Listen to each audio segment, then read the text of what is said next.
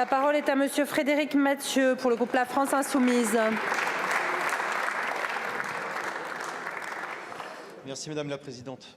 Monsieur le Premier ministre, 6 mois.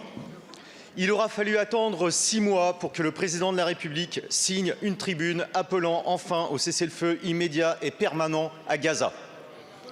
Il aura fallu pour ça des dizaines de milliers de morts et de nombreuses violations du droit. Vous entendiez raison. Quoi que ça ait pu nous coûter, mon groupe a tenu cette position dès le premier jour, sans rien céder à la pression. D'ailleurs, la semaine dernière, nous nous sommes adressés en ce sens au président de la République pour lui demander de faire cesser toutes les livraisons d'armes à destination d'Israël. Nous souhaitons ardemment que l'éclair de lucidité qui l'a conduit à appeler au cessez-le-feu se poursuive. La France doit aller jusqu'au bout en ne fournissant pas les moyens de sa réalisation. Monsieur le Premier ministre, êtes-vous prêt à vous engager ici et maintenant devant la représentation nationale à faire cesser toute exportation d'armes françaises en direction d'Israël? Êtes-vous prêt à appeler l'ensemble des pays concernés à arrêter leur propre livraison d'armes à Israël? Je vous remercie. Je vous remercie, Monsieur le Premier ministre. Merci, Madame la Présidente, Mesdames et Messieurs les députés, Monsieur le député Mathieu.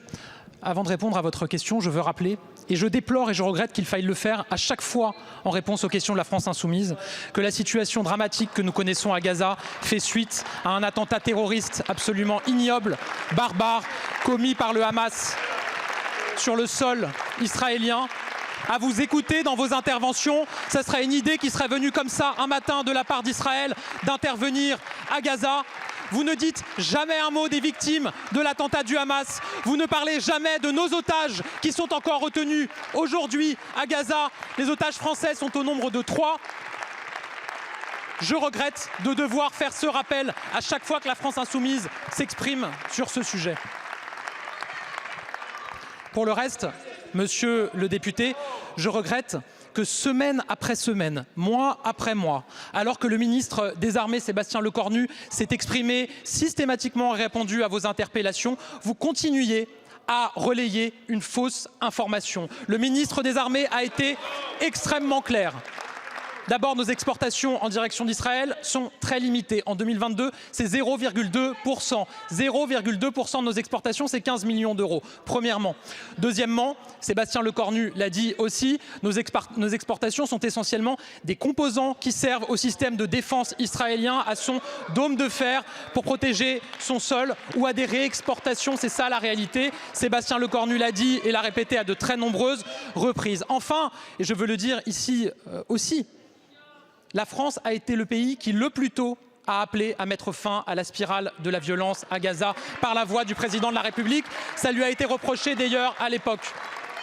La France est le pays d'Europe qui, le plus tôt, a pris des initiatives au Conseil de sécurité des Nations Unies, au niveau européen, dans le dialogue que nous avons avec Israël et avec l'ensemble des pays de la zone. Mais ça, vous êtes incapables de le reconnaître parce que la réalité, c'est que vous n'êtes guidés par rien d'autre que par votre idéologie et par, finalement, une volonté que vous avez en permanence d'abaisser la France et d'abaisser l'humanité. Je vous remercie.